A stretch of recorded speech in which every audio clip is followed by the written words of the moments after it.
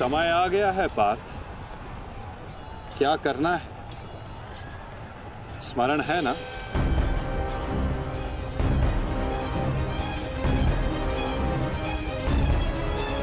जी माधव। आज महामहिम भीष्म ने गरुड़ व्यूह का निर्माण किया है महाराज। किंतु पांडवों ने कौन सा व्यूह रचा है संजय? पांडवों ने अर्धचंद्र व्यूह की रचना की है महाराज। मूर्ख है युधिष्ठिर, कभी भी अर्धचंद्र व्यूह गरुड़ व्यूह को नहीं तोड़ सकता।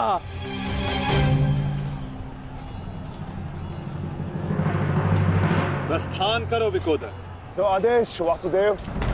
अपने साथ कुछ सैनिक भी लेते जाओ। जी वासुदेव। सैनिकों, आगे बढ़ो।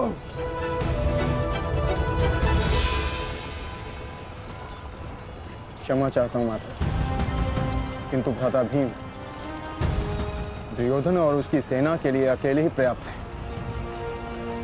तो फिर आपने उनके साथ सैनिक क्यों भेजे? जिस कार्य के लिए विकोदर जा रहे हैं, वहां शत्रु का ध्यान बटाने के लिए उन्हें सैनिकों की आवश्यकता अवश्य पड़ेगी। तुम समझ रहे हो ना पार्थ?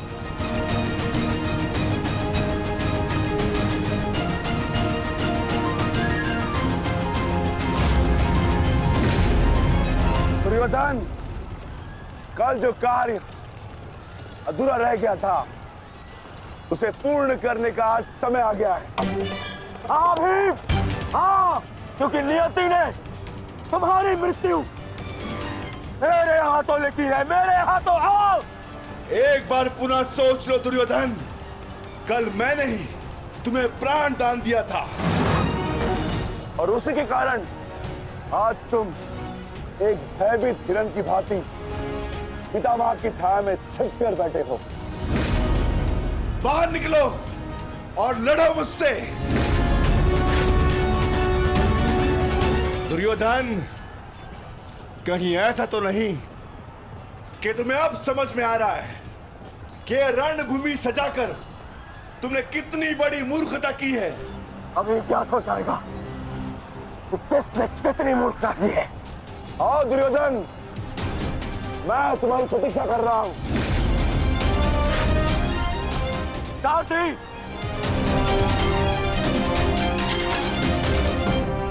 पांडवों ने अर्धचंद्र व्यूह बनाया है। यदि युवराज इसमें फंस गए ना, तो उनकी सुरक्षा करना असंभव हो जाएगा। कुछ ना कुछ तो करना होगा महामहिम। हमें इन्हें रोकना होगा। ये महामहिम।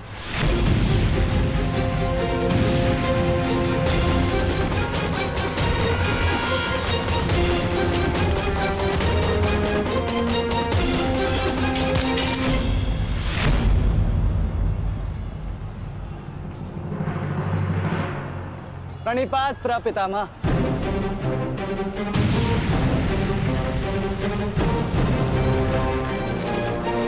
रुको। प्रणाम आचार्य। क्यों मेरे समक्ष आ जाते हो? मेरा जन्म ही सदैव आपके मार्ग में आने के लिए हुआ है आचार्य।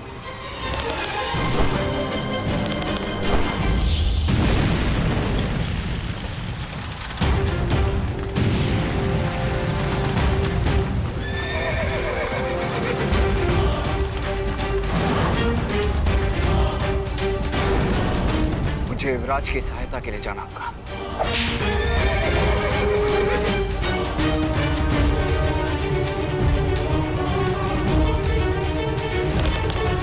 सावधान दुर्योधन!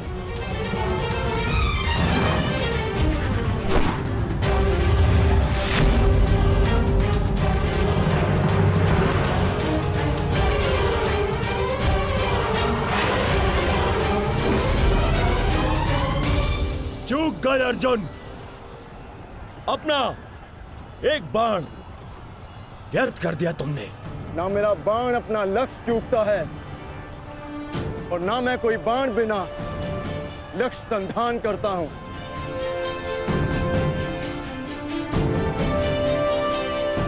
अर्थात इसलिए ताकि पितामह भीष्म मुझे ढूंढ ना पाए। ये युद्ध हम भाइयों के मध्य है, तो फिर इसमें आचार्य द्रोण और पितामह को कष्ट क्यों देना?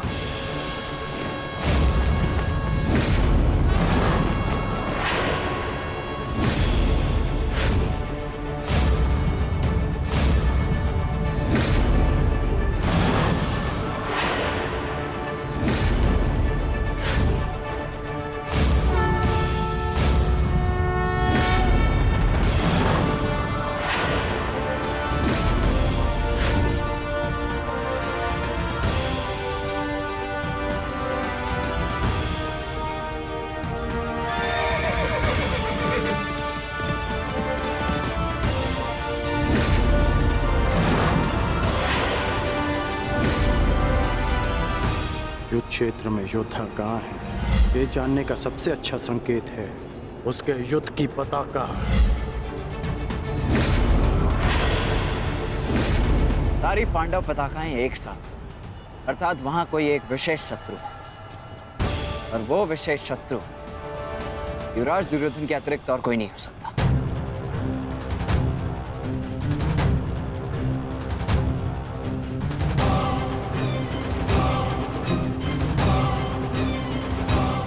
अब समझा,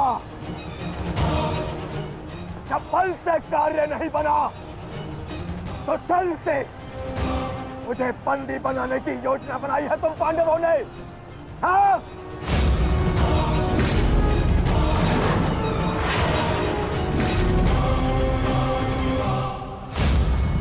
हाँ?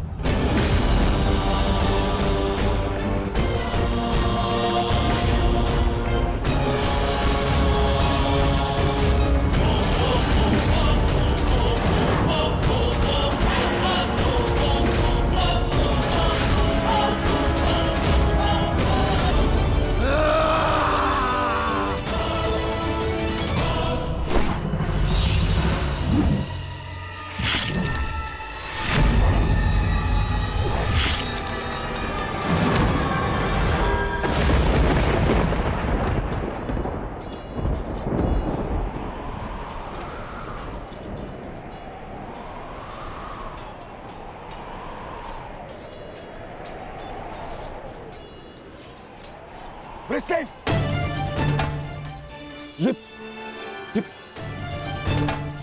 ये क्या किया तुमने पुत्र? हमने वचन पूरा किया। उठो उठो उठो।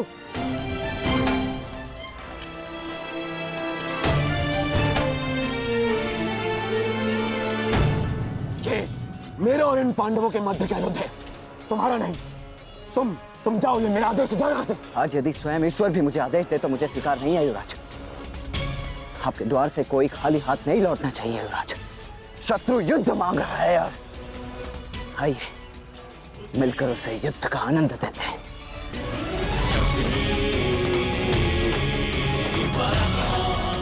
हर हर महादेव। हर हर महादेव।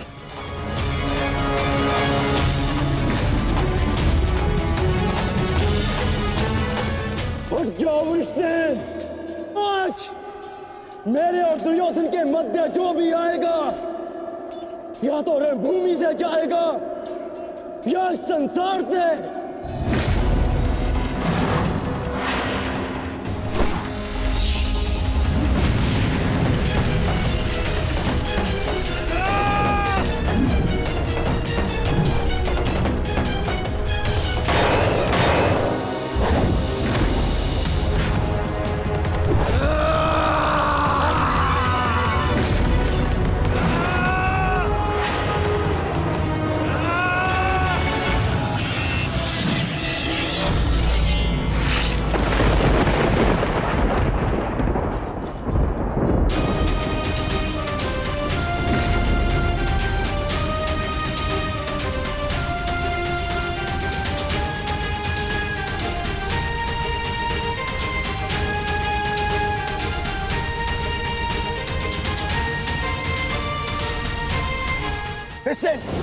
तुम ठीक तो हो पुत्र? हाँ, आप मेरी चिंता मत कीजिए युवराज, आप स्वयं। वृषसेन,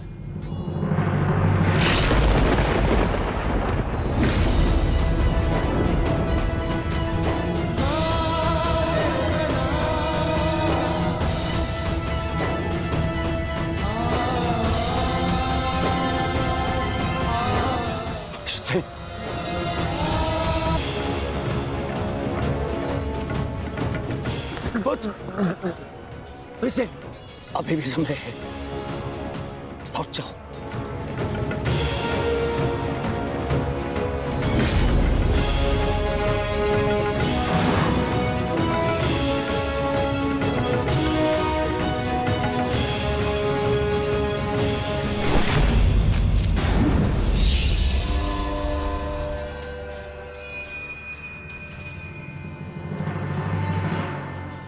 सूर्यास्त होने को है अर्जुन, संधान करो।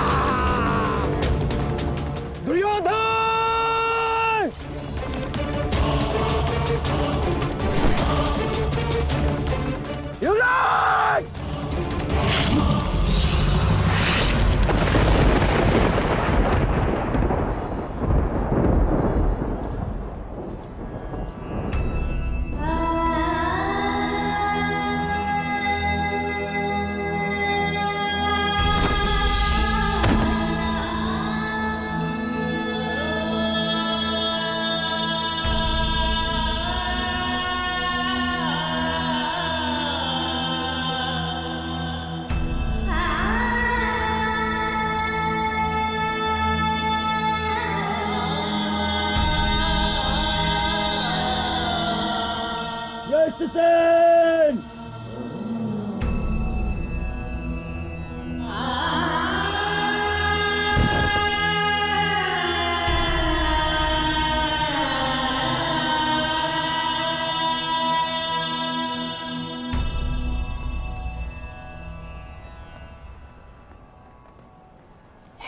युवराज, आप सुरक्षित तो है ना? हाँ पुत्र, मैं सुरक्षित हूँ। और तुम चिंता मत करना, मैं तुम्हें अभी वैद्य के पास में लेके जाऊंगा। तुम स्वस्थ हो जाओगे। आओ आओ।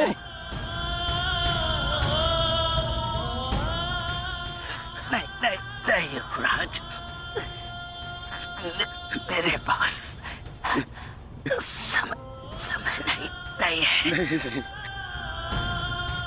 मुझे कहीं और जाना है। कहाँ जाना है पुत्र? मुझे जाना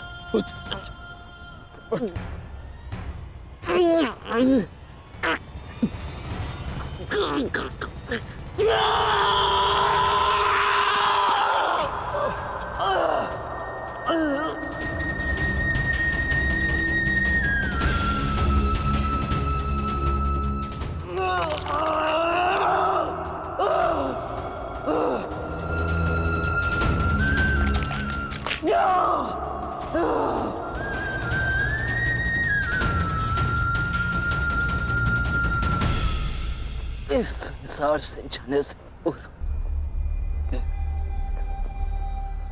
मुझे उनसे मिलना है जिन्होंने मुझे इस संसार में आने का लक्ष्य समझाया।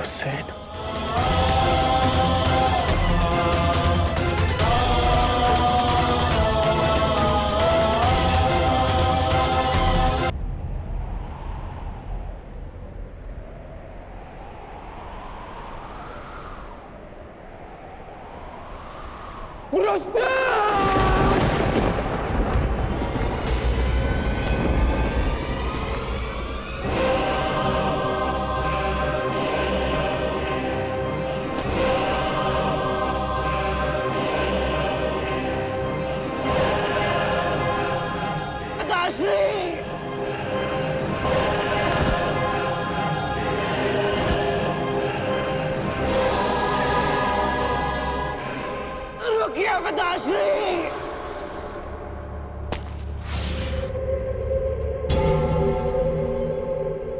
आप वचनबद्ध हैं।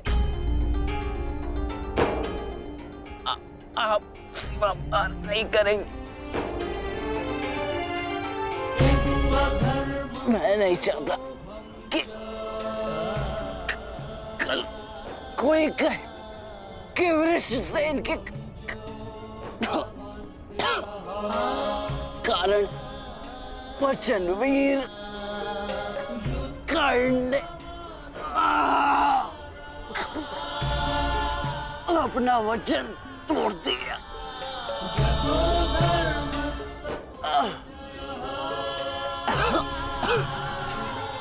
आओ पुत्र, अपने पिता के पास आओ। हाँ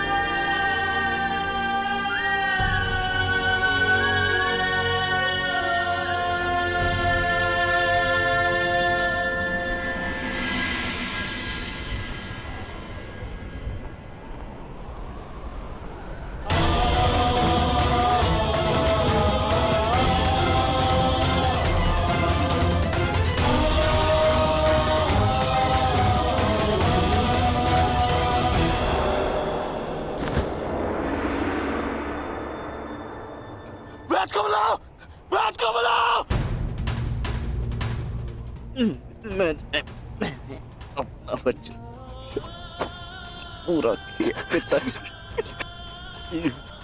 तुम्हें कुछ नहीं होगा, कुछ नहीं होगा तुम्हें। जब मृत्यु समक्ष खड़ी हो तुम तो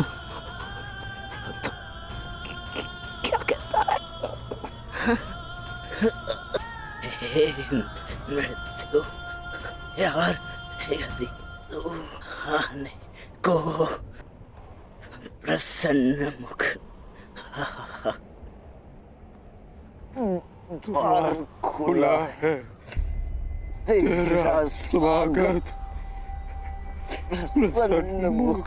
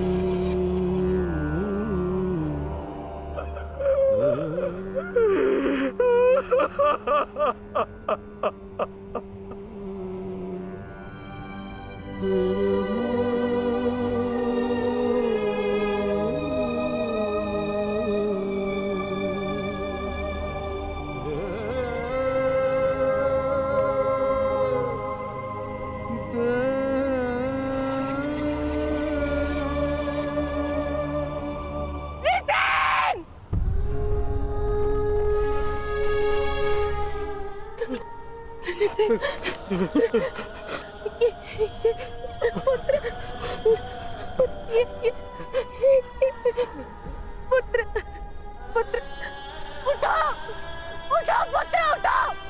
तुम्हारी माता तुम्हें इसकी आज्ञा नहीं देती। उठो, उठो पुत्र, उठो।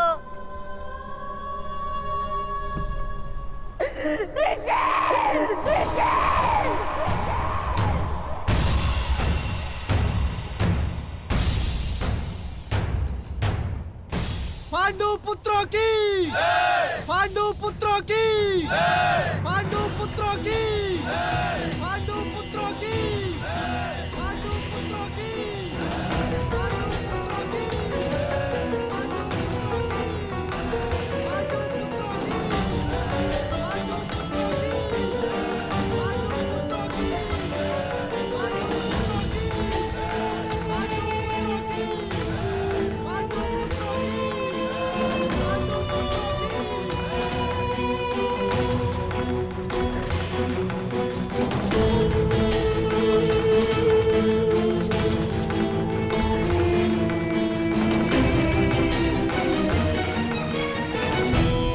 किस बात का उत्सव मनाया जा रहा है पांचाल कुमार?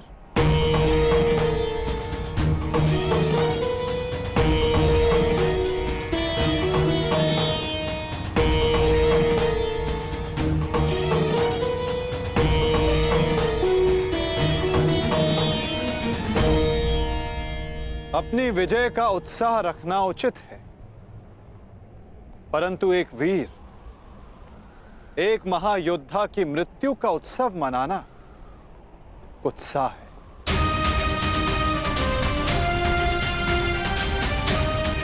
जब वीर उत्तर की मृत्यु पे हमने शोक मनाया था, तो आज वृषसेन की मृत्यु पर हमें उत्सव नहीं मनाना चाहिए।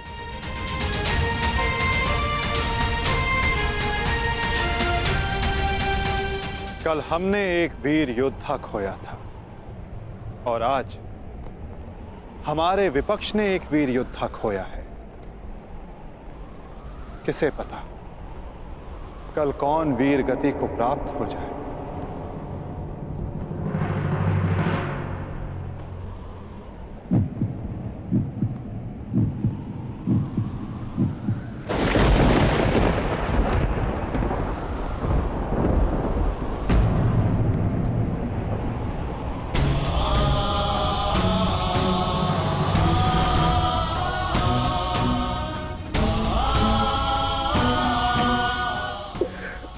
मुझे मैं तुम्हारे पुत्र की रक्षा नहीं कर पाया मित्र। आज यदि मैं जीवित हूं तो केवल तुम्हारे इस वीर पुत्र के कारण। रक्षा तुम मुझे उसकी करनी चाहिए। मेरा पुत्र अपना कर्तव्य पूर्ण करते हुए वीर गति को प्राप्त हो गया। मुझे इस पर गर्व है।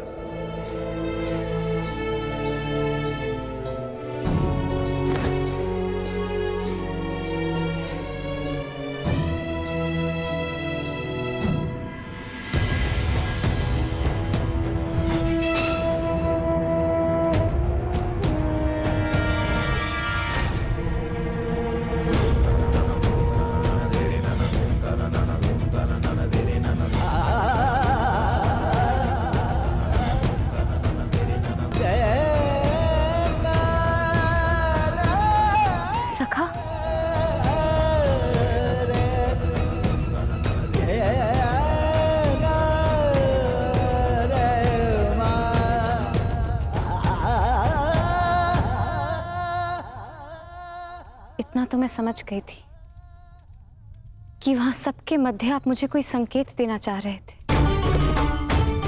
परंतु आपका मंतव्य क्या था सखा? मैं समझ नहीं पा रही हूं। वो क्या है जो आप कहकर भी नहीं कह रहे थे? बताइए सखा। यही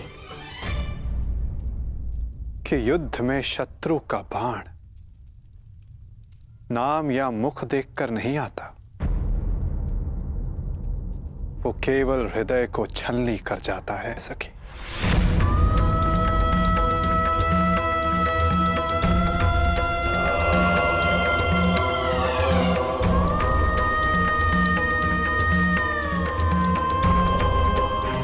मेरे पुत्रों की भाग्य रेखा भी वृषसिंह की बात है।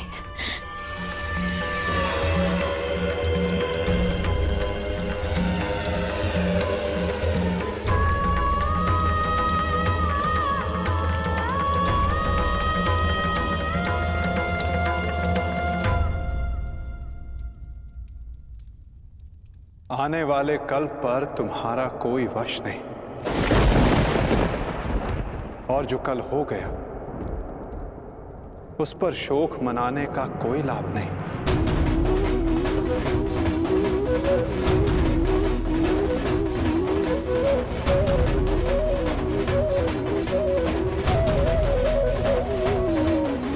जब समय आएगा सखी, तुम्हें सब ज्ञात हो जाएगा।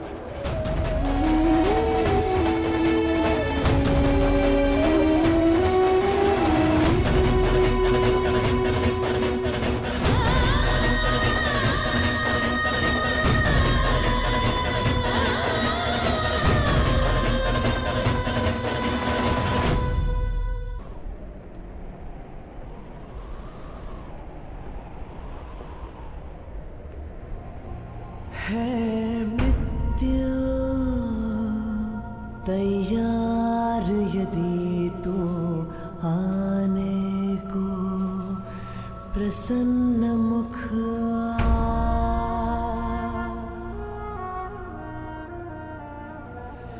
द्वार खुला है तेरा स्वागत वीर खड़ा द्वारे अभयागत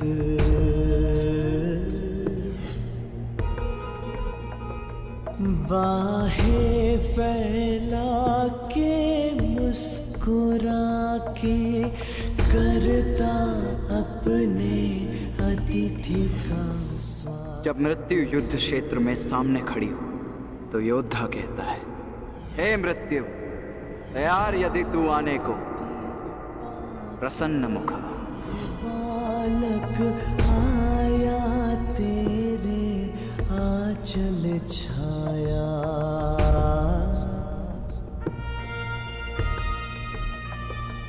पिता की गोद में खेल सकाना, तेरी गोद में सोने आया।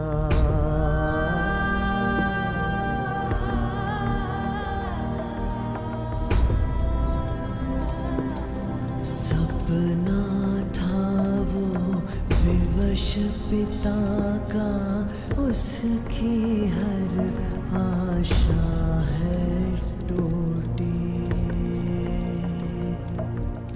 कांधे चढ़े पुत्र की अर्थी, ये पीड़ा है सबसे अनूठी। हर बोझ है छोटा इसके आगे, पिता पुत्र को ही दे अगले।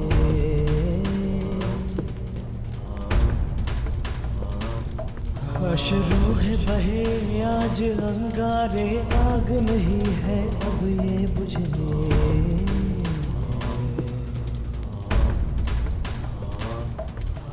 द्वार खड़ा तेरे अभयागत,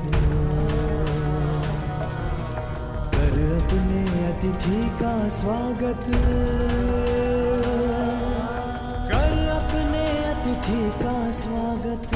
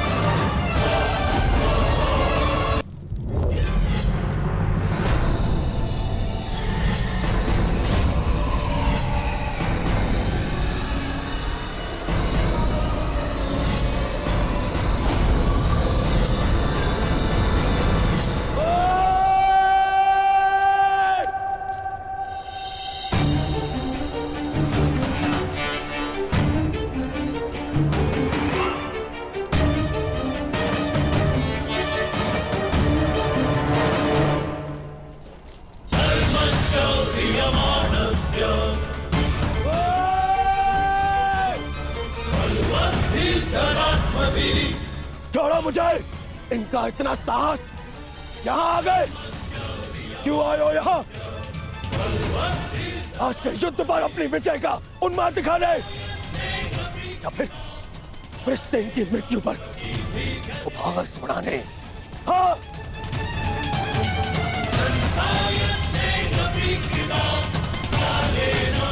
मामा जी, इन्हें कहिए यहाँ से चले जाए, अन्यथा मैं इनका बंद कर दूंगा। जाओ यहाँ से।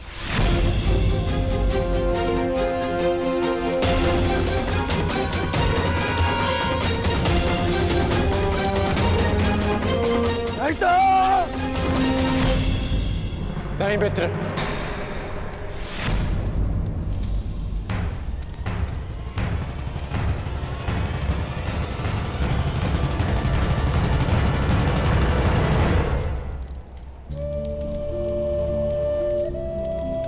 रहने दो इन्हें। मेरा पुत्र वीर गति को प्राप्त हुआ है, उसे शांति से दूसरे लोग जाने।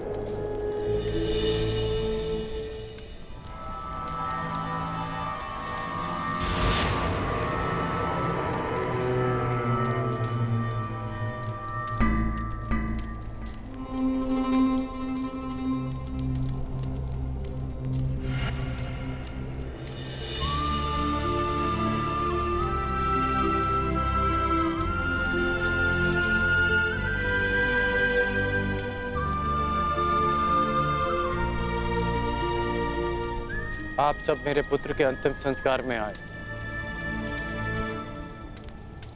उसकी वीर गति को सम्मान दिया।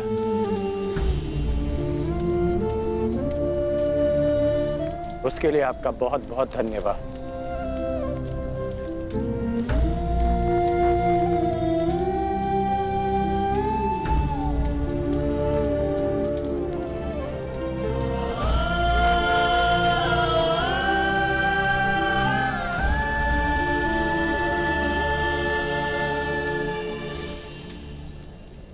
ठहरो अर्जुन।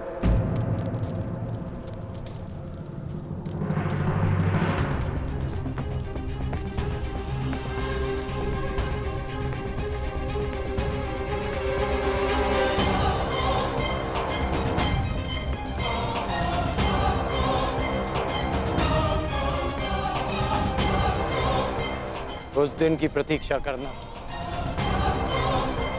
जब मैं युद्ध भूमि में प्रवेश करूंगा।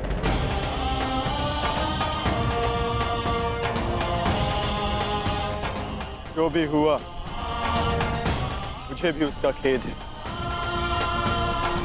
मैं भी एक पिता हूं,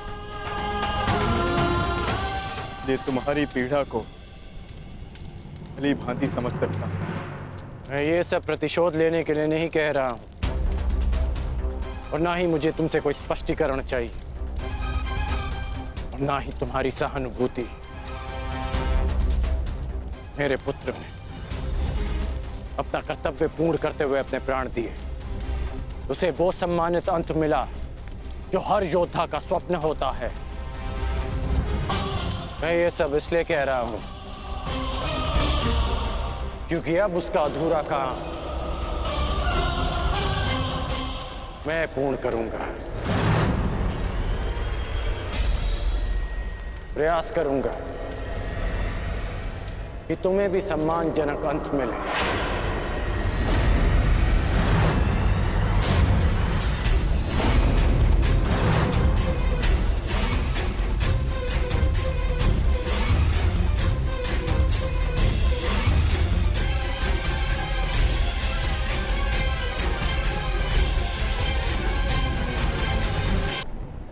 मेरी प्रतीक्षा करना अर्जुन। प्रयास करूंगा कि तुम्हें भी सम्मानजनक अंत मिले।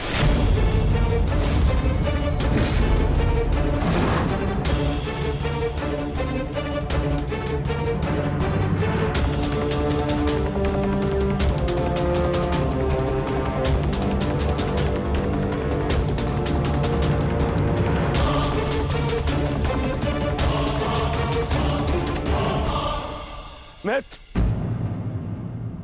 इन पांडवों को इनकी नियति तक अवश्य पहुंचाऊंगा मैं, परंतु उससे पहले उस विश्वासघाती को उसकी नियति तक पहुंचाऊंगा। तो हमारे ही पक्ष में है।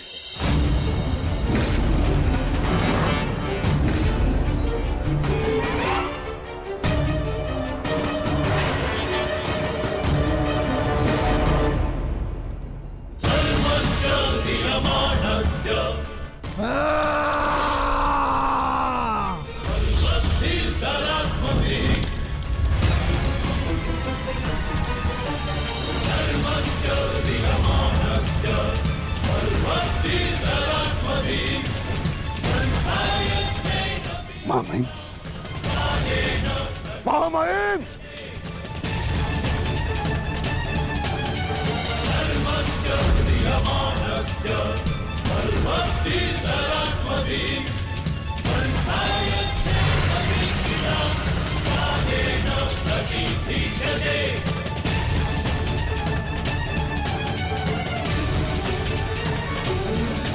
महामहिम, आप ठीक तो है?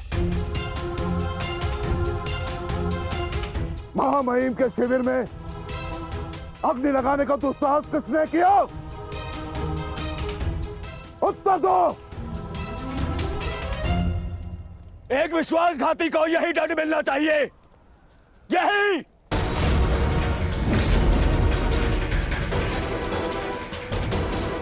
सावधान दुर्योधन, आज की हार के कारण शब्दों का चयन करना भी भूल गए हो तुम। लज्जा नहीं आती तुम्हें? नहीं आचार्य, मैंने सर्वथा उचित शब्दों का ही चयन किया है। आज जो कुछ भी हुआ वो इनके कारण हुआ है। इनके पांडवों के प्रति प्रेम भाव के कारण ही आज वृषसेन वीर गति को प्राप्त हो गया।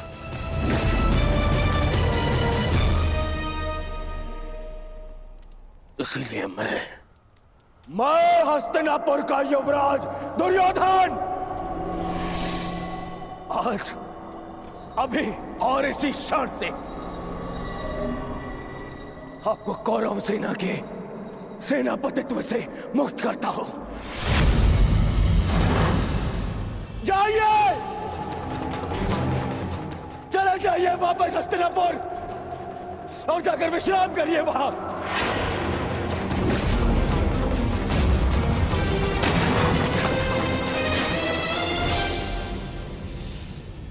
अपने शब्दों पर नियंत्रण रखो दुर्योधन, और अपनी सीमा मत लांघो।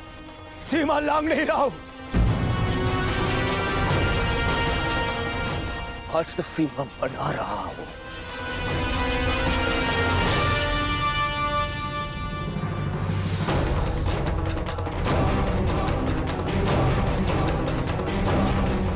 इस समय मैं ऐसे व्यक्ति के सामने खड़ा हूं जो हमसे अधिक हमारे शत्रुओं के पक्ष में है,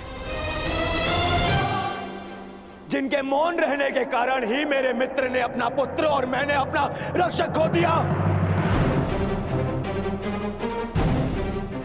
हस्तिनापुर के युवराज की सांसें चलती रहे तो उसने अपनी सांसें खो दी। वृषसेन की मृत्यु का दुख जितना तुम्हें है उतना हमें है, हम सबको है। पर इसका अर्थ ये नहीं कि तुम महामहिम के साथ दुर्व्यवहार करो, जो मैं तुम्हें कदापि करने नहीं दूंगा। बस गुरुदेव, यदि आप भी पितामह के साथ विदा लेना चाहते हैं तो आप भी जा सकते हैं। आपको ससम्मान विदा करेगा यह दुर्योधन।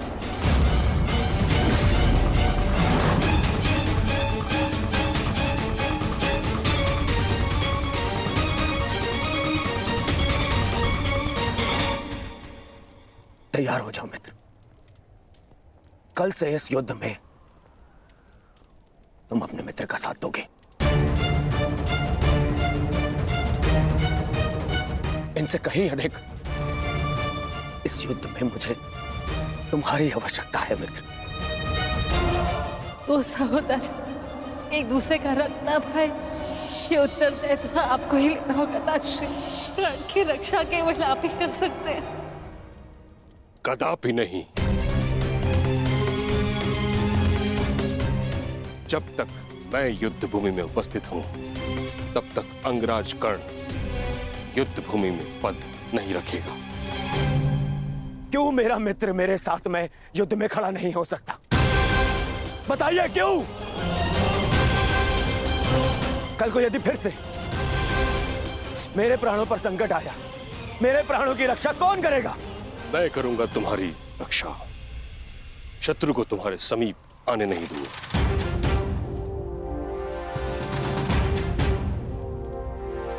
कल सूर्य की पहली किरण के साथ तुम ही नहीं अपितु समस्त पांडव भीष्म पितामह का वह रूप देखेंगे जिसकी किसी ने कल्पना भी नहीं की हो।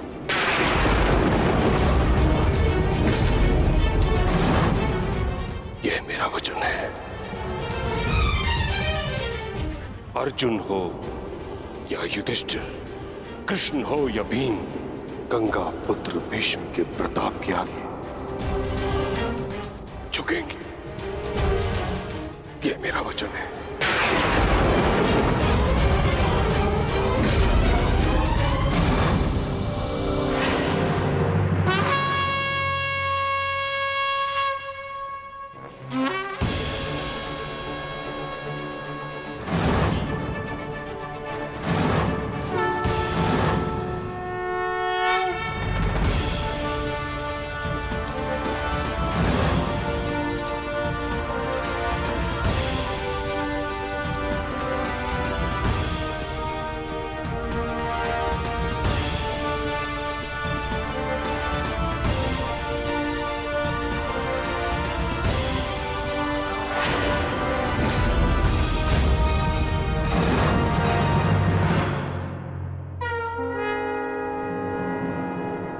का चौथा दिन।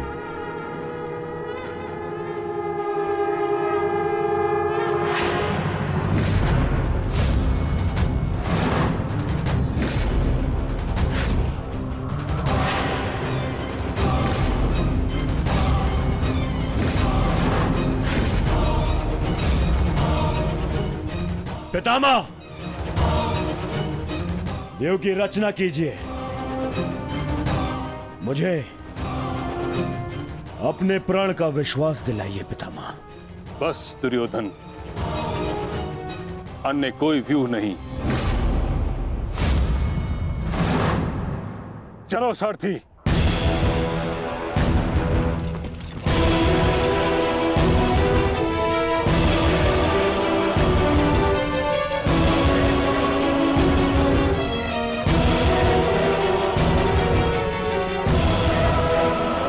तो अच्छा संकेत है माता। प्रतीत होता है कि पितामह इस नरसंहार को समाप्त करना चाहते हैं, इस युद्ध पर विराम चाहते हैं। गंगा पुत्र इस महायुद्ध पर विराम अवश्य लगाना चाहते हैं, परंतु अपने सभी शत्रुओं का अंत करने के पश्चात।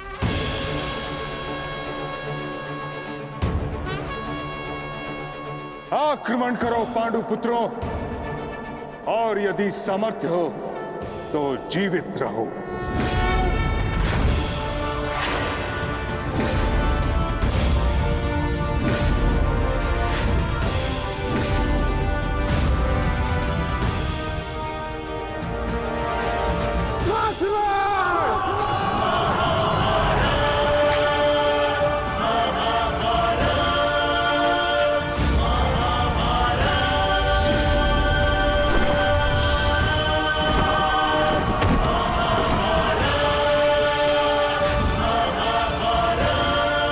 क्या कर रहे पितामह? कभी कभी कर्तव्य की चेतना आकांक्षाओं के स्वप्न पर हावी हो जाती।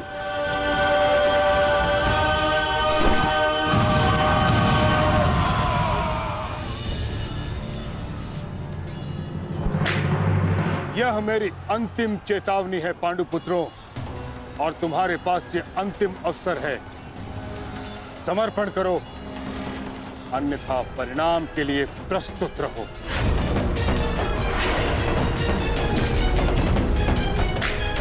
यदि समर्पण नहीं किया तो ऐसा संहार देखने को मिलेगा कि जिसकी आशा भी नहीं की होगी तुमने।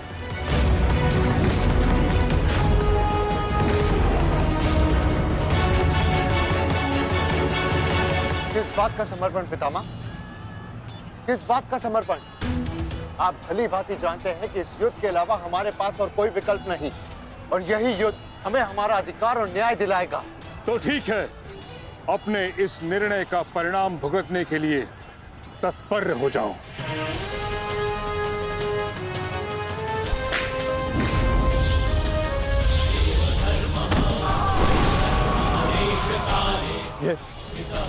ये पितामह क्या कर रहे हैं? हमारे सैन्य बल का क्रूरता से अंत कर रहे हैं।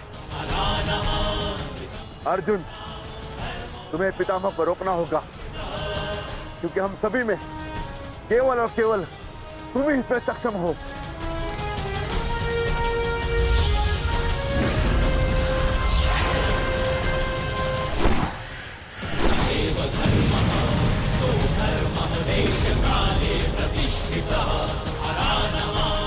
अर्जुन, युद्ध करो अथवा समर्पण।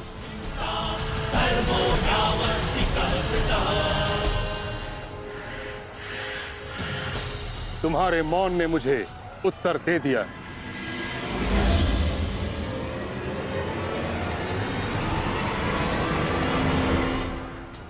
और तुम द्वंद्व करना चाहते हो भी या नहीं?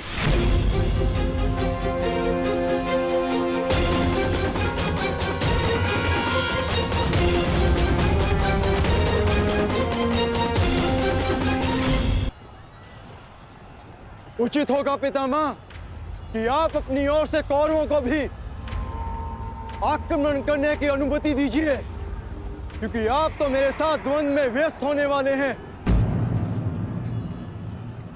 मेरी ओर से लड़ रहे योद्धाओं का अपमान मत कीजिए पितामह।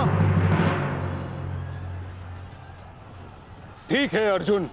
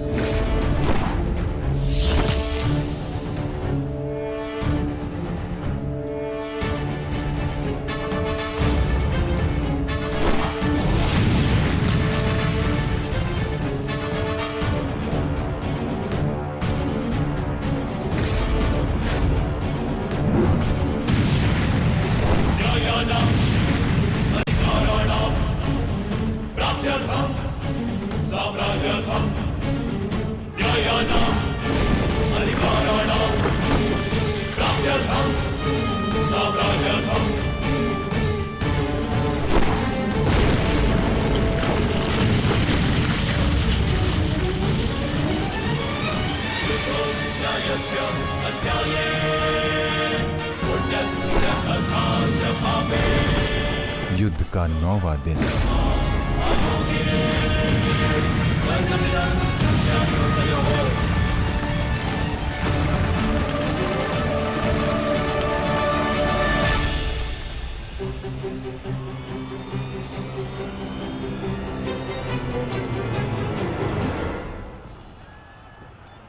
माधव, ये पितामह तो भ्राता युधिष्ठिर की ओर अपना रथ लेकर जा रहे हैं। भ्राता युधिष्ठिर संकट में है माधव, हमें शीघ्र कुछ करना होगा।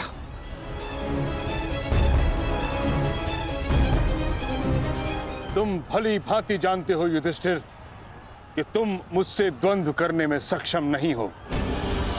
इस कारणवश अपने सैनिकों की आहुति देना बंद करो, समर्पण कर दो।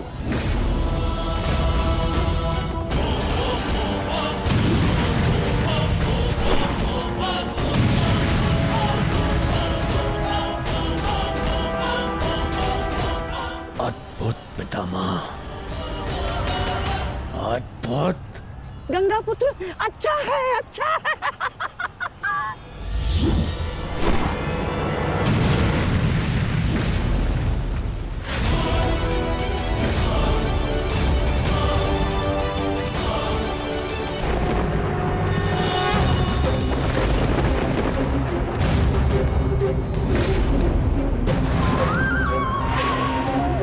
मुझे ऐसा करने पर विवश मत कीजिए गंगा पुत्र। मैं आपका वध कर सकता हूं और ऐसा करने के लिए मुझे शस्त्र उठाने की आवश्यकता नहीं, केवल ये चक्र ही पर्याप्त है।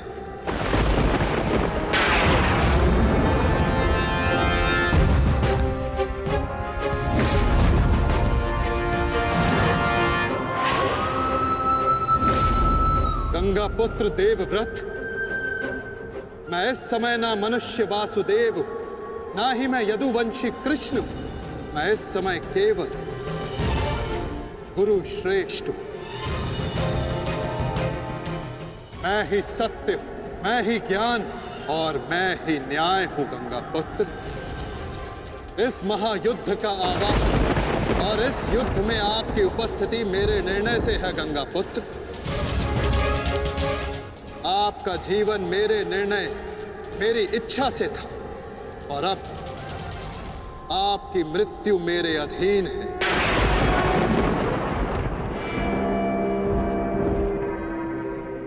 मैं पर ब्रह्म हूं, जिस पर कोई बंधन नहीं गंगा पुत्र, ना ही युद्ध के नियमों का और ना ही किसी प्रकार के वचनों का।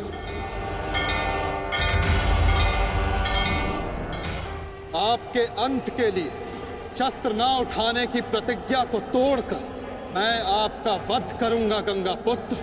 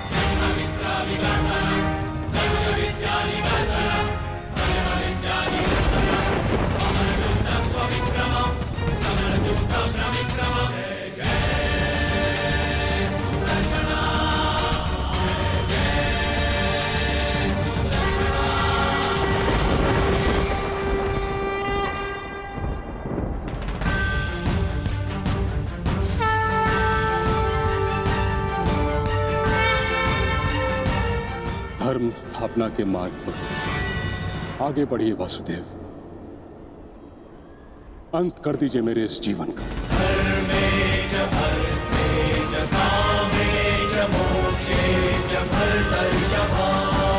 मैं स्वयं को आपको समर्पित करता हूं।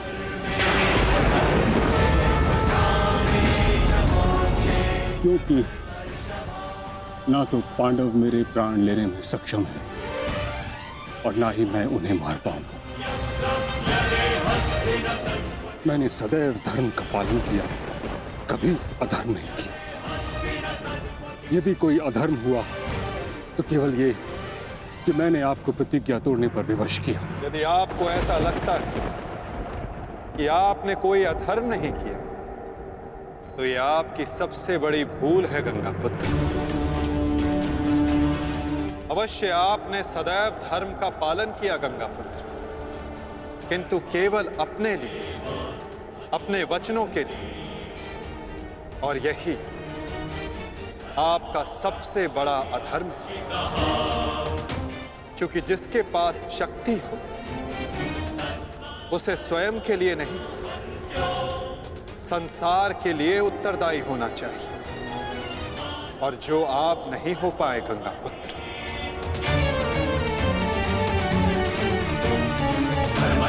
और आपका तथाकथित धर्म ही आपका अज्ञान, आपका सबसे बड़ा शत्रु और अधर्म बन गया। किंतु वासुदेव, मैंने तो सदैव वही किया जो मेरी अंतरात्मा ने कहा।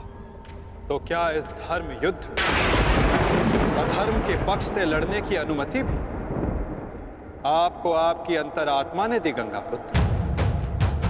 भरी सभा में द्यूत में होते छल को देख मौन रहने की अनुमति क्या आपको आपकी अंतरात्मा ने दी थी गंगापुत्र? कुल वधू का वस्त्र हरण होते समय शस्त्र उठाने के लिए क्या आपको आपकी अंतरात्मा ने रोका था गंगापुत्र? हस्तिनापुर की सुरक्षा के लिए आपने इतिहास की सबसे भीषण प्रतिज्ञा ली गंगापुत्र, परंतु आप हस्तिनापुर का अर्थ ही अनुचित समझ बैठे। आपने सिंहासन को हस्तिनापुर समझ लिया। और देखिए, उसी भूल का, उसी अधर्म का परिणाम है ये महाविनाश गंगापुत्र। आपने हस्तिनापुर के सिंहासन का त्याग नहीं, आपने संसार के प्रति अपने कर्तव्यों का त्याग किया था गंगापुत्र, और यही आपका सबसे बड़ा अधर्म था।